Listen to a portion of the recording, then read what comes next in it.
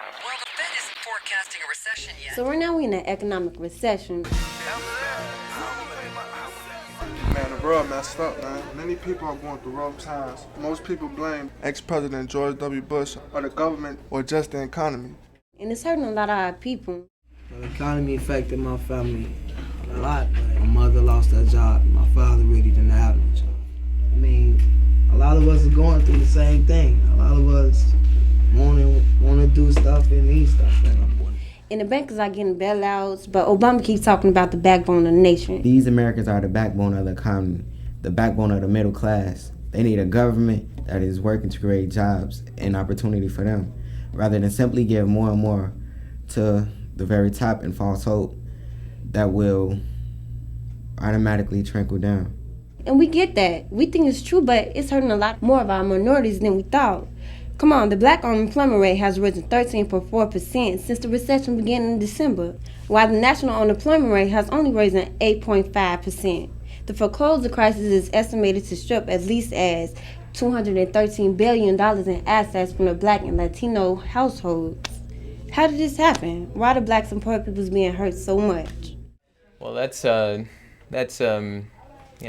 happens pretty frequently, and there's a lot of people in trouble, and the amount of assistance out there is pretty limited. Money isn't being lost. Money is being taken very consciously and very deliberately from our communities, and the way that's being taken is has its base in racist lending practices that are probably that have been around since the 20s or the 30s.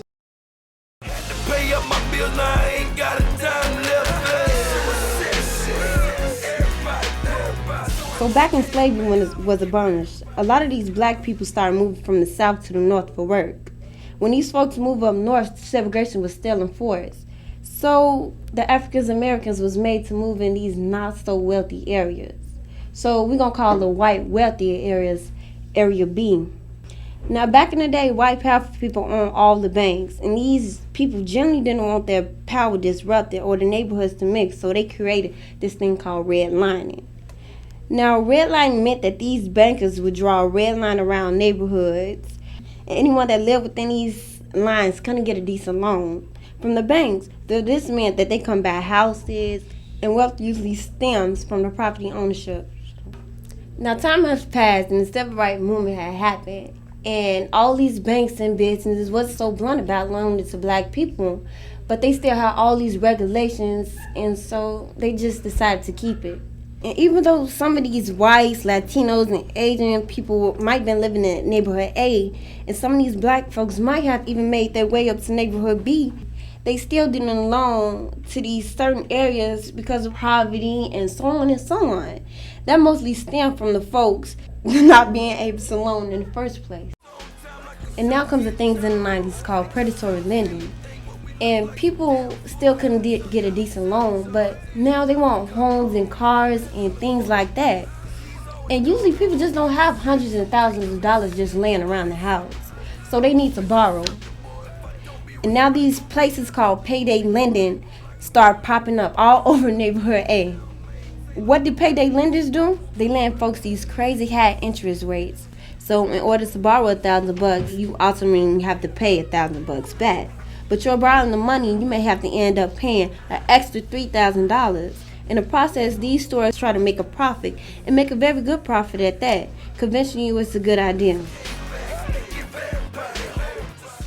So people had no other options. They took these predatory lendings, and of course they couldn't pay it.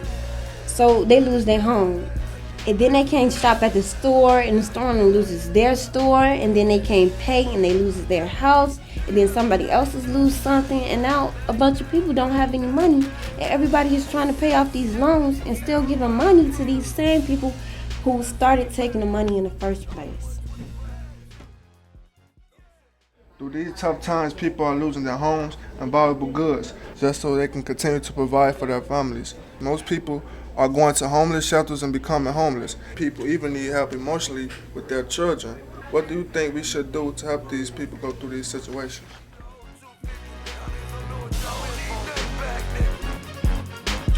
That's a long time ago. they put us You in debt understand when what I'm we was saying? backed up. That's So a long we trying to get out of that But now. it's nothing you can do, so stop talking That about could it. something. Ooh, There yeah, is something we my really could do nerves. though. If we learn this stuff now, we can do something before it happens to us. So that's why they want to know, do we understand? Who?